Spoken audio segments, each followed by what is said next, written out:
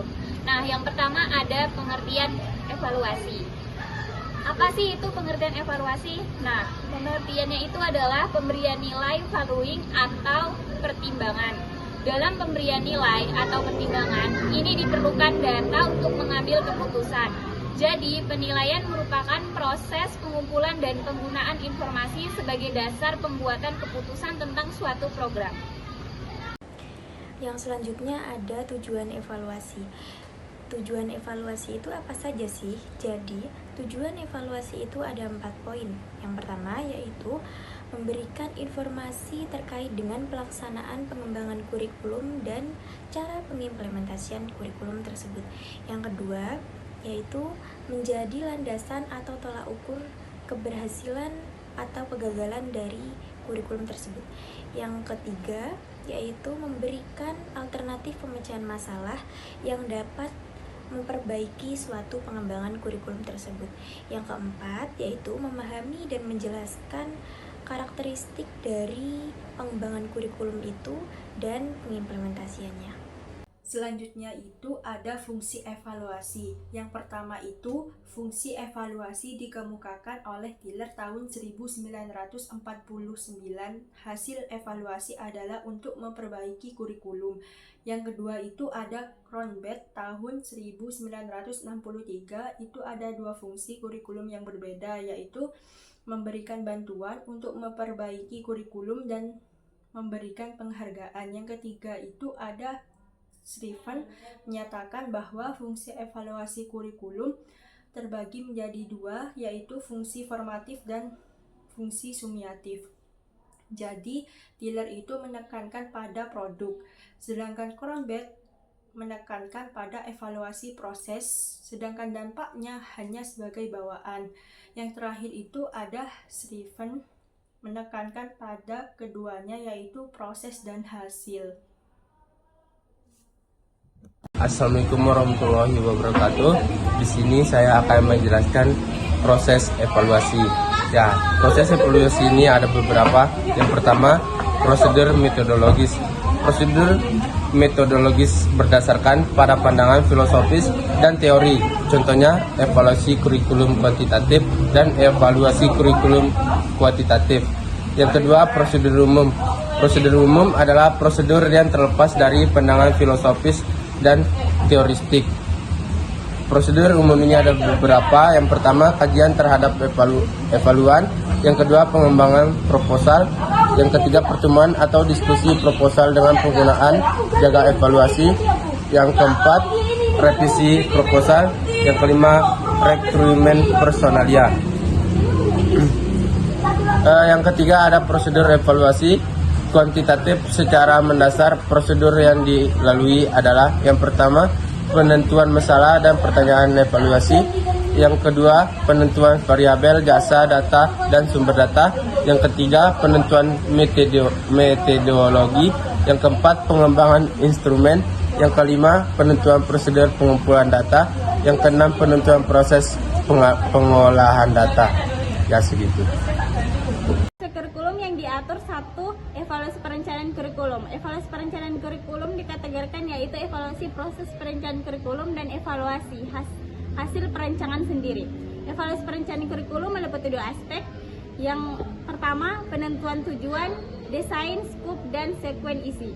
B. Perencanaan pengalaman belajar. Yang pertama ada penentuan kriteria perencanaan, yang kedua ada penilaian prosedur penerapan sesuai dengan kriteria yang ditetapkan, dan yang ketiga intervensi hasil yang diperoleh. C. Pengorganisasi perencanaan kurikulum. Yang pertama ada penilaian kemajuan peserta didik, yang kedua ada mengikuti kegiatan belajar peserta didik, yang ketiga ada mempelajari pendapat mengenai peserta didik, yang keempat melaksanakan kegiatan evaluasi secara kooperatif dengan staf pengajar di sekolah. Terima kasih. Selanjutnya kita akan ngebahas evaluasi pelaksanaan kurikulum. Yang pertama ada tujuan, apakah tujuan pembelajaran tercapai. Yang kedua yaitu isi, apakah materi pelajaran relevan dan sesuai dengan kebutuhan siswa. Yang ketiga yaitu ada metode, apakah metode pembelajaran yang digunakan efektif. Dan yang keempat yaitu penilaian, apakah penilaian yang dilakukan valid dan reliable. Dan yang terakhir yaitu yang kelima, hasil belajar siswa, apakah hasil belajar siswa sesuai dengan yang diharapkan. Sudah. Yang selanjutnya adalah tahapan evaluasi. Tahapan evaluasi sendiri terdiri dari 4 tahap, yaitu yang pertama, perencanaan, menentukan tujuan evaluasi, memilih instrumen, dan membuat jadwal. Yang kedua, pengumpulan data, yaitu mengumpulkan data melalui tes, observasi, wawancara, atau angket. Yang ketiga, analisis data, yaitu menganalisis data yang telah terkumpul untuk mengidentifikasi temuan. Yang terakhir adalah pelaporan, yaitu menyusun laporan hasil evaluasi yang berisi temuan, kesimpulan, dan rekomendasi. Nah, yang selanjutnya kita masuk ke dalam model evaluasi kurikulum diskrepansi. Apa sih model evaluasi kurikulum diskrepansi?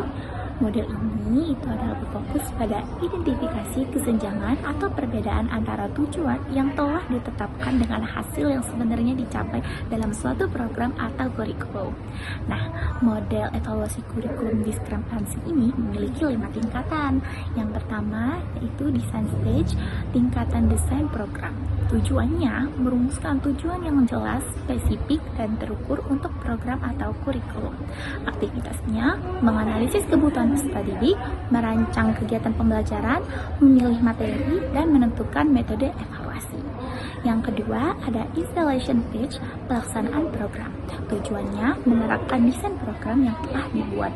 Aktivitasnya itu apa aja sih? Yaitu melaksanakan kegiatan pembelajaran sesuai dengan perencanaan, mengelola kelas, dan memberikan bimbingan kepada peserta didik. Yang ketiga ada proses stage, produksi interim, di mana tujuannya itu untuk memantau proses pembelajaran yang sedang berlangsung. Aktivitasnya seperti mengumpulkan data tentang aktivitas pembelajaran, interaksi guru siswa, dan respon peserta didik. Yang keempat ada product stage. Tujuannya mengevaluasi hasil pembelajaran peserta didik secara berkala, serta aktivitasnya yaitu melakukan penilaian terhadap pencapaian tujuan pembelajaran baik secara formatif maupun sumatif.